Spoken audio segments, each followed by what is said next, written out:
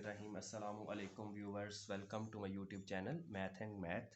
अभी हम एक बहुत इंपॉर्टेंट क्वेश्चन करने जा रहे हैं। Prove that altitude of the triangles are concurrent. तो अल्टीट्यूड्स क्या होते हैं और वो एक ही पॉइंट पर मीट करते हैं। ये हमारा जो काम है कि अल्टीट्यूड्स ट्राइंगल के एक ही पॉइंट पर मीट करते हैं, उनकी कंक्रेसी प्रूव करनी है। तो शुरू से स्टार्ट करते हैं कि सबसे पहले अल्टीट्यूड्स कैसे ड्रा करते हैं। तो अल्टीट्यूड ड्रा करने के लिए तो जो मैं ट्राइंगल थोड़ी सी यूज़ करूँगा, एक साइड ये बड़ी ले लूँगा थोड़ी सी, दूसरी साइड को इस तरह स्टीप करके गिराऊंगा। रीज़न अभी आपको समझ आ जाएगा ताकि आप ये गलती ना करें, ठीक है। तो ये ट्राइंगल आपके पास आ गई। इसके अब अल्टीट्यूड ड्रा करने हैं। तो अल्टीट्यूड का मतलब होता है यहाँ से एक लाइन जो इसकी हाइट बताए। यहाँ से ये अगर ग्राउंड है तो उसकी हाइट क्या है, तो ये इसकी हाइट बन जाएगी, ठीक है। इसी तरह यहाँ पे एक लाइन ड्रा करनी है जो इसको 90 के एंगल पर टच करे। तो ये जो सी है इसकी क्या आ जाएगी आपके पास 90 के एंगल पर अल्टीट्यूड। इसी तरह यहाँ से जो है अल्टीट्यूड आपके पास, ठीक है, ये आपके पास क्या बन गया, अल्टीट्यूड बन गई। तो 3 अल्टीट्यूड्स आपने ट्राइंगल के ड्रा कर लिए। इस बेस के साथ हाइट ये है, इस बेस का मतलब स्ट्रेट लाइन यहाँ से स्टार्ट करनी है, यहाँ पर टच कर देनी है, और जो आखिरी है वो यहाँ से स्टार्ट करके यहाँ पर, क्योंकि ये एक पॉइंट पर शो करना होता है हमने। यहाँ तक करने के बाद आप इसको नाम देंगे ए, बी और सी का। ये साइड मैंने क्यों बड़ी बनाई है अभी आपको इसकी समझ आ जाएगी। ए बी सी, हमें पता है अल्टीट्यूड हमेशा 90 के एंगल पर होते हैं, ठीक है। ये जो पॉइंट है, अब आप देख सकते हैं कि ए और बी का मिड पॉइंट नहीं है। मिड पॉइंट होता तो यहाँ पर करके आता, इसलिए मैंने ये साइड बड़ी बनाई है ताकि आप चीज़ इसको अंडरस्टैंड करें कि इसको थोड़ा सा, ये मिड पॉइंट नहीं है, इसको आप डी कह देंगे, इसको आप ए बी सी डी, इसको ई कह देते हैं और इसको एफ कह देते हैं। तो हम कह सकते हैं सी डी क्या है, अल्टीट्यूड है, अल्टीट्यूड है ऑन साइड किस पर, ए बी पर। सी डी अल्टीट्यूड है किस साइड पर, ए बी पर। इसी तरह बी सी जौन सा है, बी से सी, वो अल्टीट्यूड ड्रा, सॉरी ए से ई अल्टीट्यूड ड्रा किया गया बी सी पर। के ए से जो ई है वो अल्टीट्यूड है किस साइड पर ड्रा किया गया है, बी से सी पर। इसी तरह जो है बी से एफ या एफ से बी, एफ से बी। अल्टीट्यूड अगर हम बेहतर रहता है कि बेस से स्टार्ट कर लें या ऊपर से लें, मतलब इससे कोई फ़र्क तो नहीं पड़ेगा। तो अगर सी से डी के बजाय आप डी से सी लफ्ज़ लिखें तब भी आपके पास ठीक है, ठीक है। तो यहाँ पर आप डी से सी कर लें, यहाँ पर ई से ए कर लेते हैं, और यहाँ पर हम बेस से स्टार्ट करके एफ से बी कर लेते हैं। तो ये हमारे पास मेरे ख्याल से ज़्यादा बेहतर 3 अल्टीट्यूड्स आ जाएंगे। तो ये अल्टीट्यूड हो गया ऑन साइड किस पर आ रहा है, ए से सी पर आ रहा है। इसका मतलब क्या हुआ, यहाँ पर अगर देखा जाए तो डी सी जौन सा है वो परपेंडिकुलर है किस पर, ए बी पर। डी सी परपेंडिकुलर है किस पर, ए बी पर। बी सी परपेंडिकुलर है किस पर, ए ए जौन सा है वो परपेंडिकुलर है किस पर, बी से लेकर सी पर। तो ये दोनों अगर हमारे पास जो हैं हम ले लें और इससे ये प्रूफ कर दें, ये प्रूफ कर दें कि जो एफ बी है वो परपेंडिकुलर है किस पर, ए सी पर, तो हमारा क्वेश्चन क्या हो जाएगा, प्रूव हो जाएगा। क्वेश्चन क्या हो जाएगा। तो अब हम लिखते हैं, हमारे ये हमारा मतलब लुब्बे लुबाब है जो हमने करना है कि ये दो इक्वेशंस लेनी है और इससे तीसरी इक्वेशन बनानी है। ये बेशक आप स्टार्ट में ना लिखें, अपने ज़हन में रख लें। डायग्राम बनाएं ए बी सी। ए का position vector small a, B का पोजीशन वेक्टर स्मॉल बी और सी का पोजीशन वेक्टर ले लें स्मॉल सी। पोजीशन वेक्टर्स लेने के बाद ए बी और सी के आप क्या करेंगे, इसको पोजीशन वेक्टर ऑफ ए, यहाँ पर आप ओरिजिन रख लें, ओ से ए जौन सा है वो क्या है, स्मॉल ए। इसी तरह ओ से B position vector of B small b, position vector of C क्या आ जाएगा, स्मॉल सी आ जाएगा बी, और ये आ जाएगा यहाँ पर स्मॉल सी। पोजीशन वेक्टर्स आ गए। उसके बाद हमें पता है सी डी परपेंडिकुलर है किस पर, ए बी पर। तो हमें सी से डी भी आना चाहिए। तो सी से डी हम कैसे निकाल सकते हैं, या डी से सी हम कैसे निकाल सकते हैं।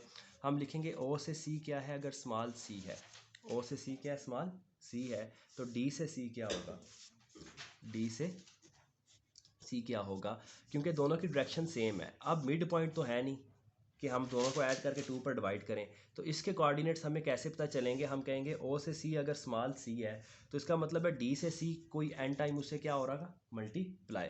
इसी तरह अगर ओ से ए क्या है, स्मॉल ए है, तो तो ई से ए उसी डायरेक्शन में, क्योंकि कुछ साथ एक्स्ट्रा वैल्यू है तो हम लिख देंगे, इसका मतलब है एम टाइम अगर ए को मल्टीप्लाई करें तो क्या आ जाता है, ई से ए आ जाता है।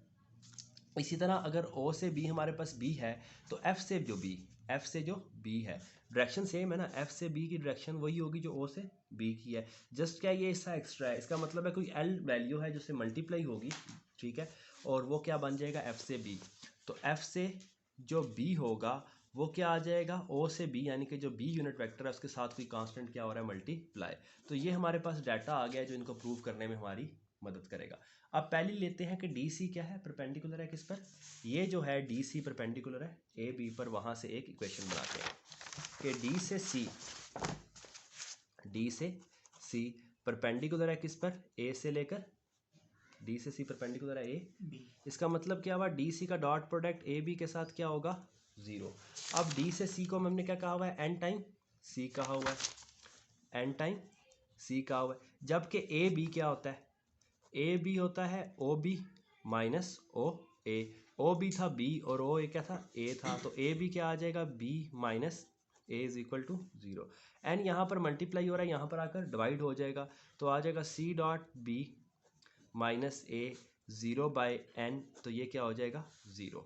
अब c का डॉट प्रोडक्ट दोनों के साथ, c dot B minus C dot A is equal to 0, C dot B is equal to C dot A.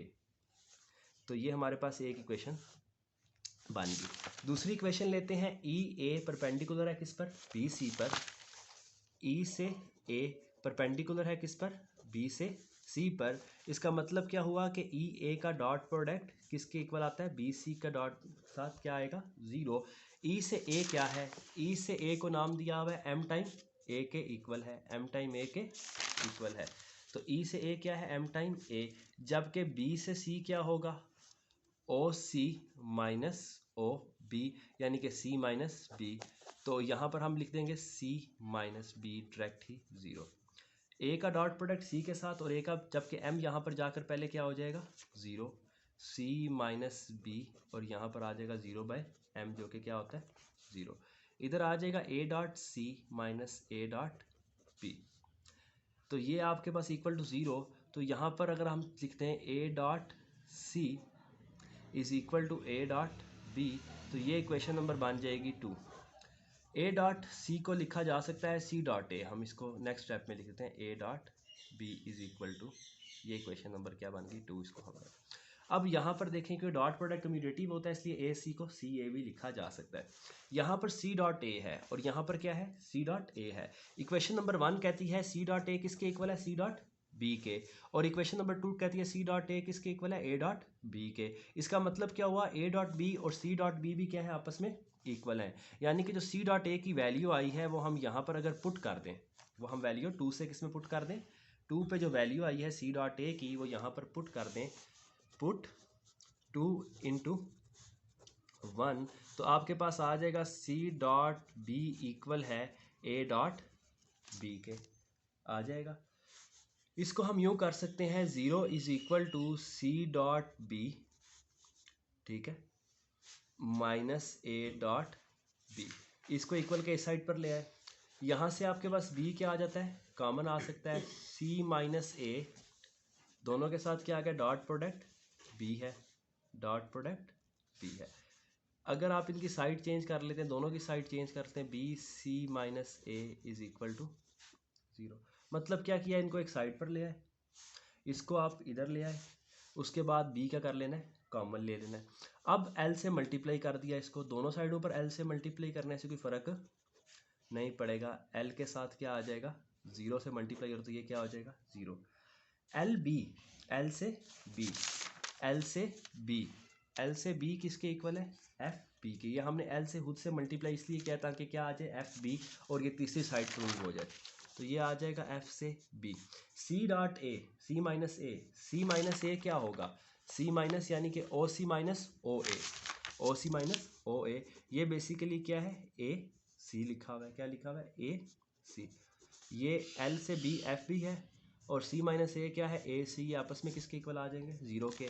Dot product तब 0 होता है जब ये क्या होंगे, आपस में परपेंडिकुलर होंगे। ठीक है। तो जैसे कि मैंने लुब्बे लुबाब पहले कहता था, अगर एक पॉइंट हमने ले लिया जिसमें कॉमन पॉइंट ओ था, अगर ये इसके परपेंडिकुलर आ गया, ये इसके परपेंडिकुलर, और इन दोनों से हमने इक्वेशन यूज़ करते हुए ये थर्ड वाली इक्वेशन प्रूव कर दी, यानी कि एफ बी परपेंडिकुलर है ए सी के, तो ये तभी पॉसिबल है अगर पॉइंट क्या होंगे, कंकरेंट होंगे। तो पोजीशन वेक्टर्स पहले पेज में सिर्फ पोजीशन वेक्टर्स लिए, फिर दूसरे में दोनों की इक्वेशंस बना ली, ठीक है।